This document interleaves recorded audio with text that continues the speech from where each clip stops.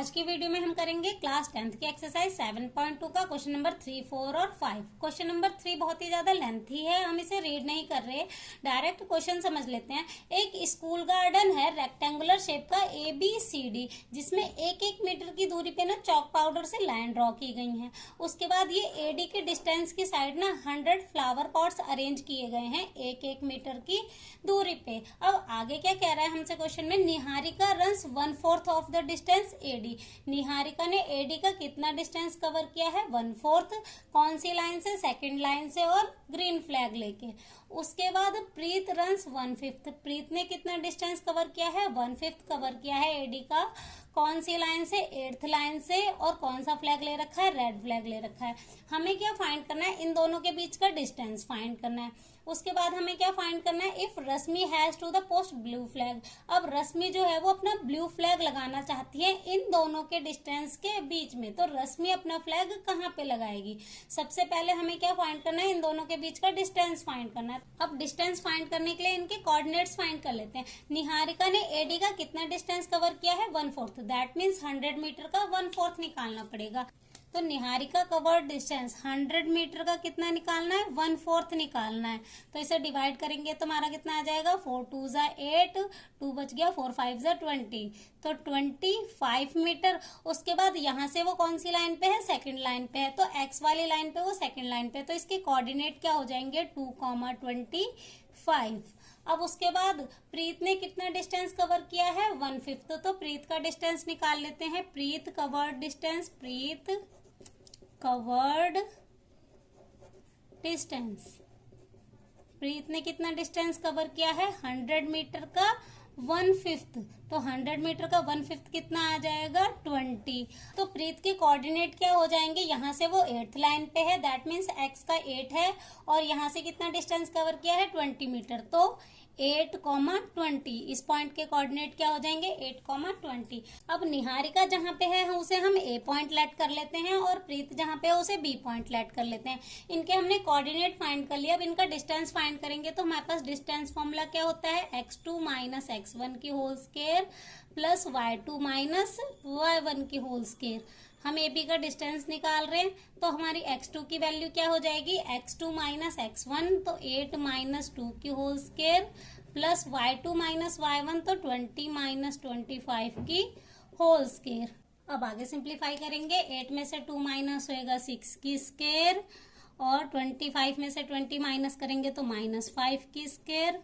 यहाँ पे रूट भी है। 6 की स्क्वायर 36, 5 5 ज़ा प्लस का 25, इनको प्लस करके हमारा कितना आ जाएगा? √61। तो इनका डिस्टेंस कितना आ गया हमारा? √61। डिस्टेंस तो हमारा फाइंड हो गया। अब हमें क्या फाइंड करना है?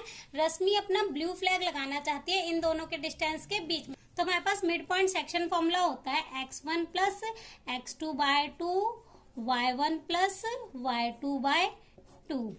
अब इनकी वैल्यू पुट करेंगे। x1 प्लस x2, x1 की वैल्यू हमारी क्या थी? 2 प्लस x2 की वैल्यू हमारी क्या थी? 8, तो 2 प्लस 8/2, y1 की वैल्यू 25 और y2 की वैल्यू हमारी कितनी थी? 20, तो 25 प्लस 20/2। अब सिंप्लीफाई करेंगे। 10/2, 45/2, तो ये हो जाएगा कैंसिल। 2 5 ज़ा 10, तो 5, 45/2। तो रश्मि अपना फ्लैग कहाँ पे लगाएगी? उसके हमारे कोऑर्डिनेट क्या आ गए? 4, 45/2।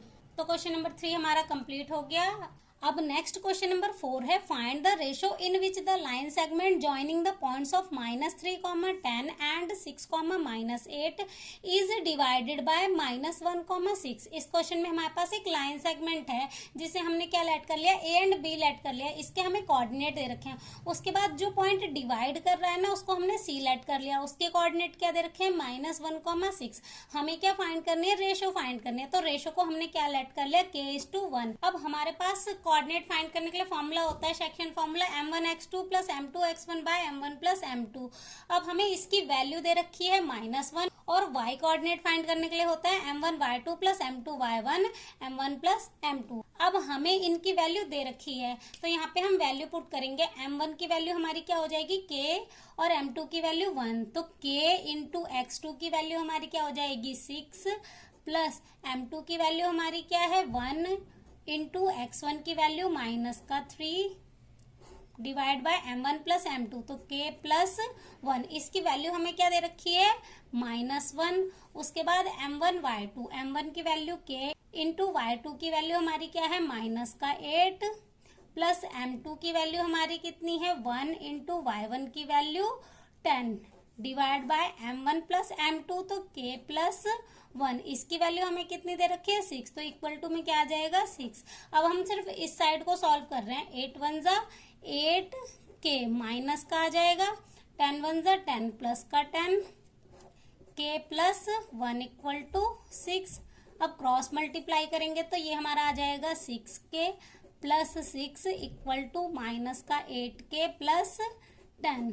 अब k वाली वैल्यू एक साइड कर लेते हैं, 6k माइनस का 8k इधर आएगा तो प्लस का 8k इक्वल टू प्लस का 10 एज इट इज, प्लस का 6 इधर आएगा माइनस का 6, इनको प्लस करेंगे 14k इक्वल टू 10 में से 6 माइनस होएगा 4। अब ये 14 इसके मल्टीप्लाई में है तो इधर आएगा डिवाइड में, तो 4 डिवाइड बाय 14, 2 2 जा 4, 2 7 जा 14। तो हमारी रेशो क्या आ गई, रेशो हमारी आ गई k:1 लेट करी थी, तो हमारी रेशो कितनी आ जाएगी 2:7। तो क्वेश्चन नंबर 4 हमारा कंप्लीट हो गया। अब नेक्स्ट क्वेश्चन नंबर 5 है, find the ratio in which the line segment joining a1, -5 and b -4, 5 is divided by the x axis, also find the coordinates of the point of division. इस question में हमें क्या दिया हुआ है, एक line segment है जिसके कोऑर्डिनेट दे रखे हैं, वो किसको डिवाइड कर रही है, x एक्सिस को डिवाइड कर रही है। हमें क्या फाइंड करना है, उसके कोऑर्डिनेट्स फाइंड करना है एंड रेशो फाइंड करनी है। तो हमें ए और बी पॉइंट के कोऑर्डिनेट दे रखे हैं, रेशो को हमने क्या लेट कर लिया k:1। अब जब ये लाइन सेगमेंट x एक्सिस को डिवाइड कर रहा है तो y पॉइंट हमारा क्या होएगा, इसका 0 होएगा। तो हम इस वाली साइड को ही सॉल्व कर लेते हैं। सबसे पहले रेशो फाइंड कर लेते हैं। हमारी m1 की वैल्यू हमने क्या लेट करी है k इंटू y2 की वैल्यू 5 प्लस m2 की वैल्यू 1 इंटू y1 की वैल्यू माइनस का 5 divide by k plus 1 equal to 0। अब आगे सिंप्लीफाई कर लेते हैं, 5 1 जा 5k, 5 1 जा माइनस का 5। अब इसको 0 से मल्टीप्लाई करेंगे तो ये हमारा 0 ही बन जाएगा, तो इक्वल टू 0। अब यहाँ पे 5k इक्वल टू माइनस का 5 इधर आ गया प्लस का 5, तो k इक्वल टू 5/5, 5 1 जा 5। तो हमारी रेशो क्या आ गई 1:1। अब रेशो तो हमारी फाइंड हो गई, हम क्या फाइंड कर लेते हैं, इसका x पॉइंट फाइंड कर लेते हैं। y तो हमें पता ही है, y हमारा क्या है 0 है, क्योंकि ये अगर x को डिवाइड कर रही है तो y हमारा 0 ही होता है। तो m1 की वैल्यू हमारी क्या आई 1 इंटू x2 की वैल्यू हमारी क्या है माइनस का 4 प्लस m2 की वैल्यू 1 इंटू x1 की value 1 divide by m1 plus m2, तो 1 प्लस 1, 4 1 जा माइनस का 4, 1 1 जा 1 प्लस 1 डिवाइड बाय 2। अब माइनस प्लस माइनस तो ये आ जाएगा -3/2।